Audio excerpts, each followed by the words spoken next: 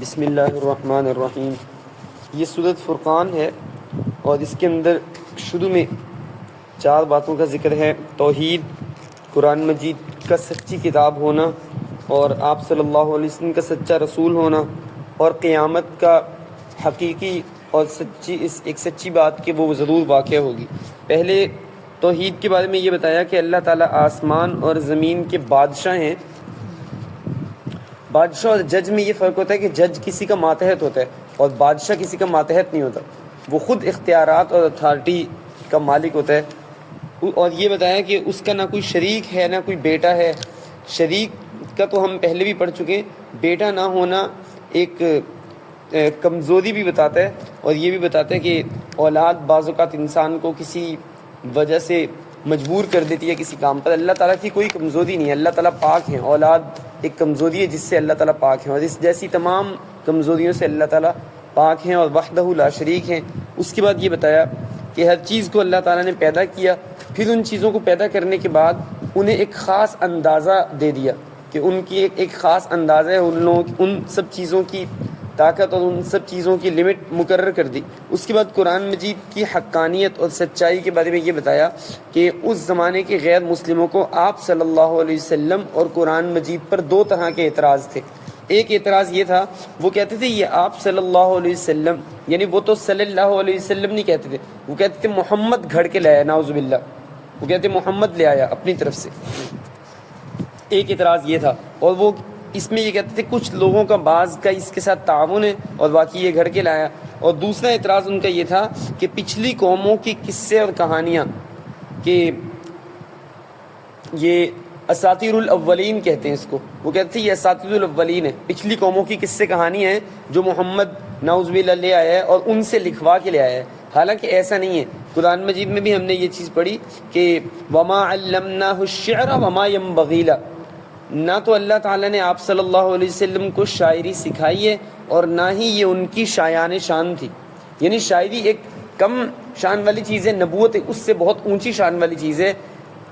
عرب جو تھے فی البدی شاعری کرتے تھے، فی البدی، یعنی ان کو بیٹھ کے سوچنا نہیں پڑتا تھا، ان کے ذہن میں شاعری آتی تھی، یہ ان کی ایک خصوصیت ہے۔ آپ صلی اللہ علیہ وسلم البتہ شاعری نہیں کرتے تھے، آپ صلی اللہ علیہ وسلم امی تھے، نبی امی ہیں، لکھنا پڑھنا آپ صلی اللہ علیہ وسلم نے کسی استاد سے سیکھا نہیں ہے۔ اور یہ آپ صلی اللہ علیہ وسلم کی نعوذ باللہ خامی نہیں ہے، بلکہ یہ آپ صلی اللہ علیہ وسلم کی خوبی ہے۔ ایک بادشاہ نے ایک شاعر کو جو اس کے پاس آیا، اس کو یہ کہا کہ سنا تم کسی اور کے شعر کو اپنی طرف منسوب کرتے ہو اور املا میں غلطی کرتے ہو۔ تو اس شاعر نے 2 باتیں کہیں، اس نے کہا کہ املا میں غلطی جو ہے نا، آپ صلی اللہ علیہ وسلم بھی امی تھے اور آپ صلی اللہ علیہ وسلم بھی شاعری نہیں جانتے تھے۔ تو بادشاہ نے اس کو ایک جواب دیا یہ کہ پہلے مجھے تمہاری 2 خامیوں کا پتہ تھا، اب مجھے تمہاری تیسری خامی کا بھی پتہ چل گیا۔ پہلے مجھے یہ پتا تھا کہ ایک تم املا نہیں کر سکتے صحیح طرح، دوسرا تم شاعری صحیح طرح نہیں کر سکتے، تیسری خامی کا یہ پتہ چلا کہ ابھی تک تمہیں اتنا ہی نہیں پتا کہ آپ صلی اللہ علیہ وسلم کا امی ہونا بحیثیت خوبی کا ہے، کسی اور آدمی کا بحیثیت خامی کا ہے۔ آپ صلی اللہ علیہ وسلم کا شاعری نہ کر سکنا بحیثیت خوبی کے، کسی اور آدمی کا خوبی کے نہیں ہے۔ اور وہ اس لیے کہ وہ تو پہلے بھی کہتے تھے کہ آپ صلی اللہ علیہ وسلم اپنی طرف سے بنا کے لے آئے ہیں۔ جب آپ صلی اللہ علیہ وسلم نے نہ کسی استاد سے پڑھنا لکھنا سیکھا، نہ آپ صلی اللہ علیہ وسلم شاعری جانتے ہیں، تو پھر ایسا کلام جو سارے شاعروں کو مات دے دے، سارے شاعروں کو ہرا دے، اور ساری شاعری اس کے سامنے ہاتھ جوڑ دے، گھٹنے ٹیک دے، ان کو ناکوں چنے چبوا دے جو کلام، اور جو کلام وہ سنانے والا وہ خود شاعر ہی نہیں ہے اور نہ شاعروں سے اس کا رابطہ ہے اور نہ خود یہ لکھنا جانتا ہے کہ جا کر کہیں سے لکھ کے آ جاتا ہو پرانی کتابوں سے، ایسا تو ہے ہی نہیں۔ تو اس سے واضح پتہ چلتا ہے کہ یہ آپ صلی اللہ علیہ وسلم کے پاس جو کلام ہے وہ محض اللہ تعالیٰ کا کلام ہے۔ حضرت عمر رضی اللہ تعالیٰ عنہ ایمان لانے سے پہلے خانہ کعبہ کے دوسری طرف چھپ کے قرآن سنتے تھے، طلب تھی ایمان کی اور ہدایت کی۔ تو ایک دفعہ سنتے ہوئے حضرت آپ صلی اللہ علیہ وسلم سورۃ حاقہ پڑھ رہے تھے، تبارک الذی کی صورت ہے، تو وہ حیران ہو کے کہتے کیا کمال کی شاعری ہے، پتہ نہیں کون سا شاعر ہے جس کا یہ کلام ہے۔ اتنے میں سورۃ حاقہ کے اندر وہ آیت آ گئی وما هو بقول شاعر، کسی شاعر کا کلام یہ نہیں ہے۔ تو حضرت عمر چونک گئے، یہ کیا؟ اس کا مطلب ہے محمد کو پتہ چل گیا میں نے کیا سوچا ہے، اس کا مطلب یہ کوئی جادوگر یا کاہن کا کلام ہے جو یہ بھی جان لیتا ہے اس کے پڑھتے ہوئے کوئی اس کے بارے میں سوچ کیا رہا ہے۔ تو اتنے میں آگے آیت اتفاق سے آ رہی تھی وما ہوا بقول کاہن، یہ کسی کاہن کا کلام نہیں ہے. تو حضرت عمر پھر چونک گئے. انہوں نے کہا اچھا یہ دوسرے میرے خیال کا بھی اس کو پتہ چل گیا، اور انہوں نے یہ بھی بتا دیا کہ کاہن کا نہیں ہے. کاہن کے علاوہ کون جان سکتا ہے کہ یہ کون کیا سوچ رہا ہے؟ کون جان سکتا ہے؟ وہ اتفاق سے آگے آیت آ رہی تھی تنزیل من رب العالمین ولو تقول علینا بعض الاقاویل. ہے تو یہ اللہ تعالیٰ کا کلام. بعض لوگ اس کو یہ جو اعتراض ابھی بتائی، یہ اعتراضات بعض لوگ کرتے ہیں، یہ اللہ تعالیٰ کی طرف سے نازل کردہ. اس کے بعد رسالت کے بارے میں بتایا کہ رسول کوئی انسان. اب رسول کے بارے میں ان کو کیا اعتراض تھا؟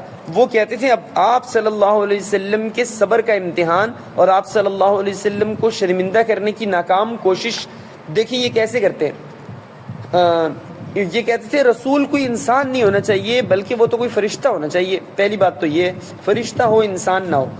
اگر بالفرض انسان ہو بھی صحیح. پہلی بات تو جو انہوں نے فرشتہ کا کہا تھا اس کا کئی قرآن مجید کی جگہوں پہ جو جواب ہے واضح. لو کان فی الارض ملائکۃ یمشون مطمئنین لنزلنا علیہم من السماء ملکا رسولا. اگر زمین پہ بستے عام چلتے پھرتے ہوتے ملائکہ تو اللہ تعالیٰ ان کی رہنمائی کے لیے کسی ملک کو ہی بھیجتے، فرشتوں کے لیے فرشتے کو ہی بھیجتے. لیکن زمین پہ بستے عام چلتے پھرتے ہیں انسان، تو ان کی گائیڈ لائن کے لیے بھی انسان ہی آئے گا. ان کی جو رہنمائی کرے گا وہ وہی کرے گا جو ان کی بھوک پیاس دیگر چیزوں میں موافق ہو، اس کو بھی وہی والے مسائل ہوں جو ان کو ہیں. دوسرا ان کا اعتراض یہ تھا کہ اگر ہونا ہی تھا، اگر کسی انسان نے بننا ہی تھا تو ہماری طرح کا کوئی مالدار اور خوشحال بنتا، کوئی غریب اور یتیم تو نبی نہ بنتا نعوذ باللہ. یعنی آپ صلی اللہ علیہ وسلم کو پن کرنا، آپ صلی اللہ علیہ وسلم کو اندرونی تکلیف پہنچانا اور آپ صلی اللہ علیہ وسلم کے یتیم ہونے کو ایک قابل اعتراض بات شمار کرنا، اس لیے وہ اس طرح کے آپ صلی اللہ علیہ وسلم کو اعتراض کرتے تھے. لیکن آپ صلی اللہ علیہ وسلم کو نہ صرف تسلی دی گئی کہ اس طرح کے بے بنیاد اعتراضات آپ صلی اللہ علیہ وسلم سے پہلے انبیاء کے لوگ بھی مخالف لوگ کرتے رہے ہیں، یہ بھی کر رہے ہیں، انہوں نے بھی صبر کیا، آپ بھی صبر کریں. فرق یہ ہے ان میں اور آپ صلی اللہ علیہ وسلم میں کہ ان میں وہ اعتراض کرنے والے لوگ آخر میں ایک عذاب سے ہلاک ہو جاتے تھے، اور آپ صلی اللہ علیہ وسلم کی امت میں اعتراض کرنے والے لوگ یا تنگ کرنے والے لوگوں کے بارے میں آپ صلی اللہ علیہ وسلم نے نہ صرف بد دعا نہیں کی بلکہ دعا کی یا اللہ ان کو عذاب سے ہلاک نہ کرنا، ان کی اولادیں ہی کوئی آپ کے اوپر ایمان لانے والی ہوں گی. اس کے بعد یہی صورت آگے ختم ہو رہی ہے 19ویں پارے میں، تو اس میں بھی یہی اس سے ملتے جلتے مضمون ہے. توحید کے اندر یہ بتایا کہ آسمان زمین رات اور دن کا مالک اللہ تعالیٰ ہے، اور قیامت کے وقوع کی حقیقت بتائی کہ قیامت ایک نہ ایک دن واقعہ ہو کر ہی رہنی ہے. پھر رسالت کے بارے میں بتایا آپ صلی اللہ علیہ وسلم کو اللہ تعالیٰ نے بشیر اور نذیر بنا کے بھیجا، بشارت دینے والا یعنی جنت کی خوشخبری سنانے والا، اور جہنم اور اللہ کے عذاب سے ڈرانے والا بنا کے بھیجا. اس کے بعد اللہ تعالیٰ کے بندے، ایک طرف عباد الرحمن ایک طرف عباد شیطان، یعنی جو شیطان کی بات ماننے والے ہیں ان میں سے عباد الرحمن کی صفات بتائی گئیں. وعباد الرحمن الذین یمشون علی الارض ہونا، کہ وہ آرام سے زمین پہ چلتے ہیں، پٹخ پٹخ کے قدم نہیں چلتے. قرآن مجید میں ایک اور جگہ پر یہی بات بتائی کہ اگر تم پٹخ پٹخ کے چلو گے تو زمین کو تو نہیں پھاڑ سکتے، اور سینہ تان کے چلو گے تو پہاڑوں سے اوپر تو جا نہیں سکتے. جتنی اللہ تعالیٰ نے تمہیں ہائٹ کا بنایا اتنی ہی رہو گے. تو یہاں پر یہ تعریف کی جا رہی ہے کہ یہ زمین پر آرام سے چلتے ہیں، عاجزی سے چلتے ہیں. وَإِذَا خَاطَبَهُمُ الْجَاهِلُونَ قَالُوا سَلَامًا، کسی جاہل سے آمنا سامنا ہو جائے تو اس کی طرح جہالت نہیں اختیار کرتے. وہ گالم گلوچ کر رہے یہ بھی گالم گلوچ کریں، یہ نہیں کرتے.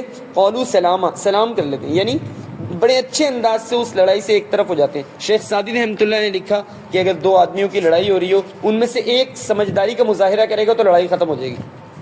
اس کا مطلب یہ ہوا کہ لڑائی میں بڑھ چڑھ کے گالیاں دینا اور برا بھلا کہنا یہ قابل تعریف چیز نہیں ہے، بلکہ لڑائی کو ختم کرنا قابل تعریف، جس کی وجہ سے لڑائی ختم ہوگی وہ قابل تعریف ہے. حتیٰ کہ آپ صلی اللہ علیہ وسلم کی حدیث میں تو یہاں تک ہے کہ کہیں ایک جھگڑا، ایک مسئلہ، ایک ایسا ہے اور اس میں ایک آدمی کہتا ہے چلو میرا اس وجہ سے اگر میں پیچھے ہٹ جاؤں گا کہ چلو ٹھیک ہے اتنا سا حق ہی ہے نا، اللہ مجھے اور دیں گے، میں نہیں لیتا، چھوڑو. اگر ایک آدمی اس وجہ سے پیچھے ہٹتا ہے کہ میرے پیچھے ہٹنے سے لڑائی ختم ہو جائے گی، تو آپ صلی اللہ علیہ وسلم کی حدیث کا مفہوم ہے میں جنت کے اندر گھر کی ضمانت دے دوں اس کو، میری طرف سے ضمانت ہے اس کو جنت کے اندر گھر کی، کہ اس کے پیچھے ہٹنے سے لڑائی ختم ہو جاتی ہے، وہ پیچھے ہٹتا ہے.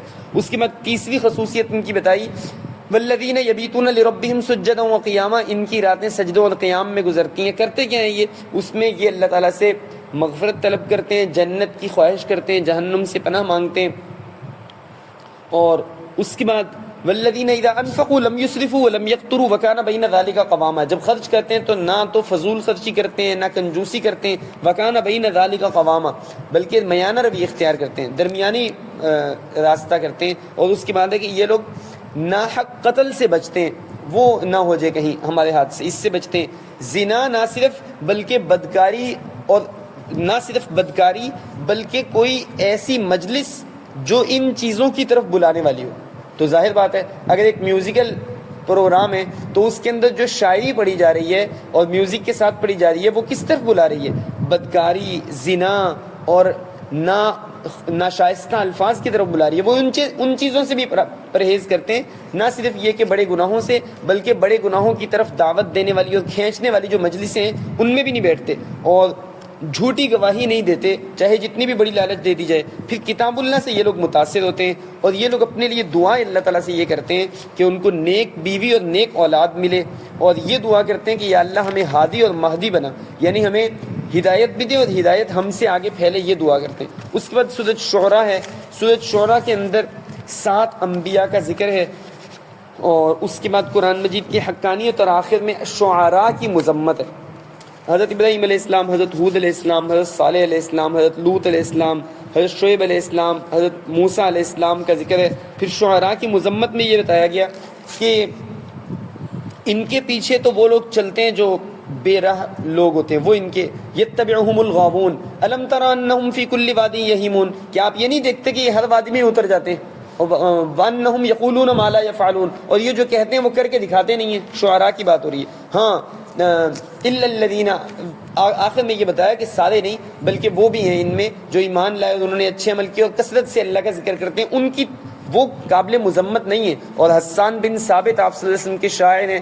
آپ صلی اللہ علیہ وسلم کی جب ہجو یعنی آپ صلی اللہ علیہ وسلم کی توہین کی ناکام کوشش قریش مکہ نے کی تو آپ صلی اللہ علیہ وسلم کو حضرت حسان بن ثابت رضی اللہ تعالیٰ نے کہا یا رسول اللہ مجھے آپ اجازت دیں میں بیٹھتا ہوں اور ان کے مقابلے کے اشعار کہوں گا. تو آپ صلی اللہ علیہ وسلم نے فرمایا کہ وہ تو قریش مکہ ہے، میرا خاندان ہے، تم جب اس کو برا کہو گے تو میں بھی تو قریشی ہوں، میں بھی تو برا کہا جاؤں گا بیچ میں جب میری قوم کو برا کہو گے. انہوں نے کہا یا رسول اللہ میں اس انداز میں ان کو برا کہوں گا کہ جو انہوں نے آپ کی گستاخی کی ہے نا بس اس کا نتیجے میں ان کو برا کہوں گا، آپ کے اوپر ذرا برابر بھی بات نہیں ہوگی، آٹے میں سے بال کی طرح آپ کو نکال لوں گا.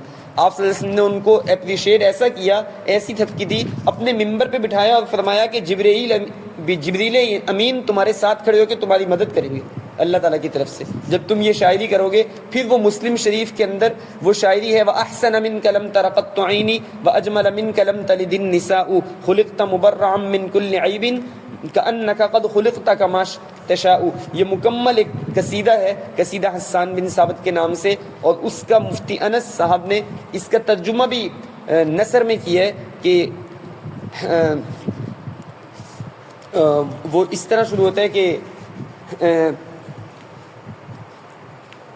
بہرحال اردو کے اندر بھی اس کا نظم میں ترجمہ ہو چکا ہے تو وہ آسانی سے مل بھی جاتا ہے. اس کے بعد سورۃ نمل کے اندر ابتدا میں قرآن مجید کی عظمت ہے، پھر 5 انبیاء حضرت موسیٰ علیہ السلام، حضرت داؤد علیہ السلام، حضرت سلیمان علیہ السلام، حضرت صالح علیہ السلام، حضرت لوط علیہ السلام کا ذکر ہے. اس کے بعد 2 قصے ہیں جو کل اس کی تفصیل بتائی جائے گی، اور وہ 2 قصے ہیں، ایک تو چونٹی کا اور ایک ہدہد کا. اور یہ قصے بیان کرنے کی وجہ آج بتائی جا رہی ہے. وجہ یہ ہے کہ اللہ تعالیٰ کا پسندیدہ عمل احساس ہے، احساس کسی کا احساس کرنا. بھوکے کو کھانا کھلا دینا اللہ تعالیٰ کو پسند ہے، ٹھٹھرتے ہوئے سردی میں اس کے اوپر کمبل ڈال دینا اللہ تعالیٰ کو پسند ہے، اور یہ اللہ تعالیٰ کو احساس کرنا پسند ہے. اور احساس میں تمام احساسات میں سب سے بہترین احساس یہ ہے کہ کسی کو ہمیشہ کی جہنم کی آگ سے بچا کے جنت میں داخل کرنے کی محنت کرنا. اور یہ اللہ تعالیٰ کو کیونکہ احساس پسند ہے، اور ان میں سے سب سے قیمتی اور جو اعلیٰ احساس ہے وہ ہے کسی کی ان لمیٹڈ جو لائف ہے اس کی فکر کرنا. اور یہ پسندیدہ عمل اللہ تعالیٰ اپنے پسندیدہ بندوں کو دیتے ہوتے تھے، انبیاء کرام کو. انبیاء کرام کی محنت یہی ہوتی تھی لوگوں کو جہنم سے بچانے کی محنت کرنا. اور یہ کام اگر کوئی اور کرے گا وہ بھی اللہ تعالیٰ کا پسندیدہ ہو جائے گا. یہ سمجھانے کے لیے چونٹی کا بتایا. چونٹی نے آواز دی یا ایتھا النمل ادخلوا مساکنکم، اے چونٹیو اپنے اپنے بلوں میں گھس جاؤ، لا یحتمنکم سلیمان وجنودہ وہم لا یشعرون، ایسا نہ ہو کہ حضرت سلیمان علیہ السلام کا لشکر تمہیں رونتا ہوا چلا جائے. اور آگے یہ بھی بتایا اس چونٹی نے کہ یہ اس کا ظلم نہیں ہوگا بلکہ وہم لا یشعرون، ان کو پتہ نہیں چلے گا گھوڑوں کے پاؤں کے نہیں چونٹیاں بھی مسلی جا رہی ہیں، لہٰذا بھاگ جاؤ اپنے بلوں میں چھپ جاؤ. اور ہدہد کی بات یہ تھی، ہدہد نے قوم سبا کی فکر کی، وہ سورج کی پوجا کر رہے ہیں، حالانکہ وحدہ لا شریک قابل عبادت اصلی اور حقیقی معبود تو اللہ تعالیٰ ہے. اس وجہ سے جب آ کر شکایت حضرت سلیمان علیہ السلام کو کی، ہدہد کی اس فکر سے ملکہ سبا اپنی پوری یمن کی سلطنت کے ساتھ مسلمان ہو گئی. تو یہ ایک ہدہد کی فکر تھی. اب ہدہد اور چونٹی ایک عام پرندہ اور ایک حشرات میں سے چیز ہے، لیکن اس کا ذکر قیامت تک ہوتا رہے گا کیونکہ انہوں نے نبیوں والا کام کیا. اللہ تعالیٰ عمل کی توفیق نصیب فرمائے. بسم اللہ الرحمن الرحیم. یا اول الاولین یا آخر الاخرین یا ذی القوة المتین یا ارحم الراحمین یا راحم المساکین. ربنا ظلمنا انفسنا وان لم تغفر لنا وترحمنا لنکونن من الخاسرین. صلی اللہ تعالی علی خیر خلقہ محمد وعلی آلہ واصحابہ اجمعین برحمتک یا ارحم الراحمین.